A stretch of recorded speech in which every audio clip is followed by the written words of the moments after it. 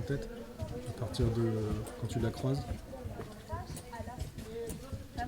À compter du 1er janvier 2016, toutes les entreprises du secteur privé, à cause des évolutions législatives liées à la généralisation de la complémentaire santé, se verront imposer un contrat responsable, un panier de soins minimum et un décret sur les catégories objectives. Les entreprises devront par conséquent revoir leur dispositif de santé collectif et relancer la mise en concurrence des organismes assureurs. Aujourd'hui, la consommation santé rencontre de nombreuses dérives, comme la surconsommation des groupes assurés et l'évolution générale du coût de la santé. Elles impactent sur l'évolution des cotisations et menacent ainsi l'équilibre financier des dispositifs santé mis en place dans l'entreprise. Alors, il y a 4 formes juridiques de mise en place de contrats collectifs dans l'entreprise.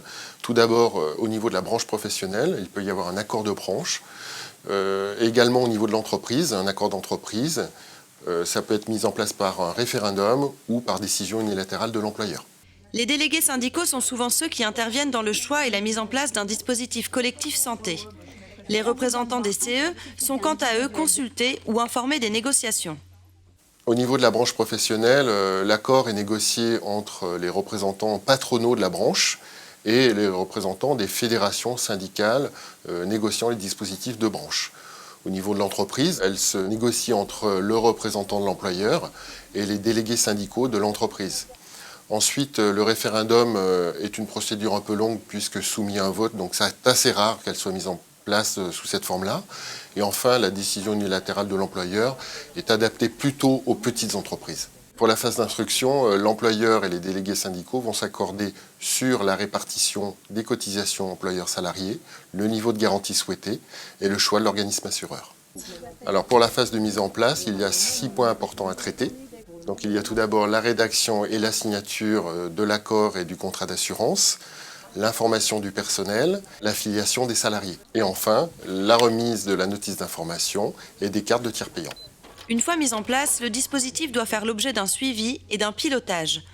Un réajustement ou une renégociation du contrat peut alors se faire dans le cadre de la négociation annuelle obligatoire imposée par le Code du travail. C'est en effet un moment propice pour mettre en avant des revendications collectives comme la couverture sociale complémentaire dont la santé fait partie. L'entreprise et l'organisme assureur entrent en relation pour l'émission d'un rapport annuel sur les comptes, pour une analyse des consommations poste par poste, sur la fréquence des consommations et également pour un ajustement des garanties de manière à pérenniser le régime.